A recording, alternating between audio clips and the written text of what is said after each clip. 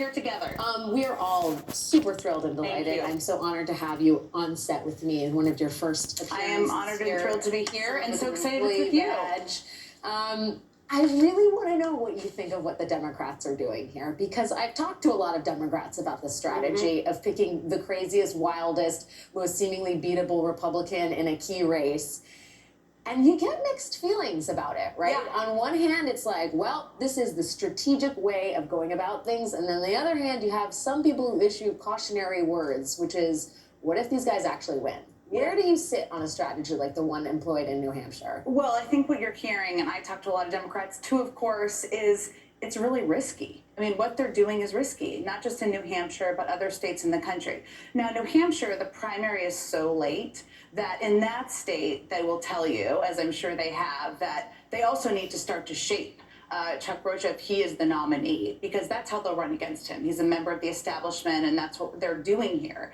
But they're also doing this in other states across the country. Now, what's also true is that if they can elect, they can nominate the extremist members or the extremist Republicans and potentially win those seats. They prevent Kevin McCarthy from being the Speaker of the House. They prevent Mitch McConnell from being the leader in the Senate. And to them, that's the way you protect gun safety. You protect a woman's right to choose. And that's all on the ballot, too. So what you're seeing here is everybody is playing a game of three-dimensional, five-dimensional chess. The Republicans do it, too. The Democrats are doing it. But you don't really know how it's going to turn out. And that's what's scary. Well, I think it's scary, you know, and you see it not just in New Hampshire, you see it in Pennsylvania, where Doug Mastriano, similar to General Bolduc and his sort of inflammatory rhetoric, is running just a couple points behind Josh Shapiro. And it brings to mind the sort of state of affairs when it comes to the GOP, that these kinds of people,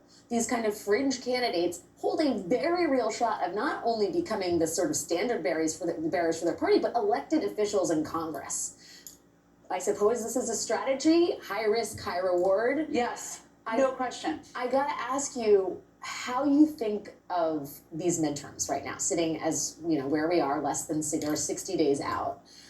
We see this sort of back and forth among Republicans on abortion. Lindsey Graham, Mitch McConnell, they're having a hard time with this. And we talk a lot about abortion being an animating factor here. I wonder if it's actually changed the way we think of midterms as classically a referendum on the sitting president or a check on his power. Nate Cohn in the New York Times brings up this really interesting point, which is usually the midterms are a check on power, and yet the biggest piece of sort of powerful policy change has come as a result of the Supreme Court decision on Dobbs. And in many ways, these midterms may end up being a referendum on Republican power more so than Democratic power. Do you see it that way? Absolutely. And that is remarkable if you think about it. I mean, if you look back in the NBC poll from back in January, Democrats were not that into the midterms, you know? They just weren't that into it. They were not thinking they were going to participate as many. It's gone up 20% by 20 percentage points almost, the excitement and enthusiasm for participating. That is largely related to Dobbs, largely related to women across the country, young women across the country, and even men being scared of a woman's right to choose being taken away from them. The other truth is that when you're the party in power, and I have sat in White Houses where you're the party in power, it's almost always a referendum, to your point, because people are looking at whether they're satisfied with how things are going in the country. That's hard to run as a referendum against you, right? Right. It's much better when it's a choice. But to your point, it's largely flipped now, where people are saying the anger is among the members of the Democratic Party, which is the party in power, which is so rare for that to be the case. People are enthused, they're engaged, they want to get out and vote, they want to participate in the process. And many Democrats, women, independents who were not that excited, were going to be in their jammies on election night as of a few months ago, they don't want their rights to be taken away. Right. And that has been a huge factor that's changed the dynamics. It's almost like a recreation of the weather patterns when Trump was president, right? Vast numbers of Americans feel like basic freedoms are being infringed upon. And oh, by the way, Donald Trump is still in some ways, he's not the president of the United States. In his mind, he may be. But in terms of his dominance over the news cycle, the multiple swirling investigations have made him a figurehead in the Republican Party and in national politics. Well, nothing's more of a driving and an excitement factor like Donald Trump for Democrats, right? I mean, they love to be opposed to him because they are.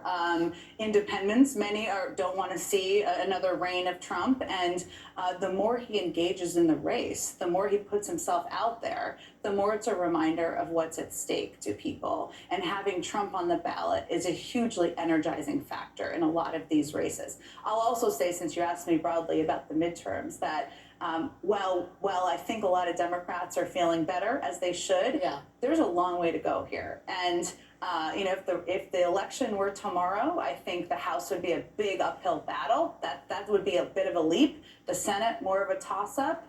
But there's different dynamics in each of these races that we should be paying very close attention to, too. Well, and no doubt the Biden White House is looking at all of the cross currents, right? I mean, there's a reason that Joe Biden was out there celebrating the 4-week birthday of the Inflation Reduction Act in his aviator sunglasses, because they know they have to offer something else to the American people. They can't rest on their haunches and let Trump and Dobbs do the work for them. But there's also storm clouds on the horizon for them, right? Like, we have inflation is not budging, and then there's talk of a major rail strike that could happen as soon as this Friday.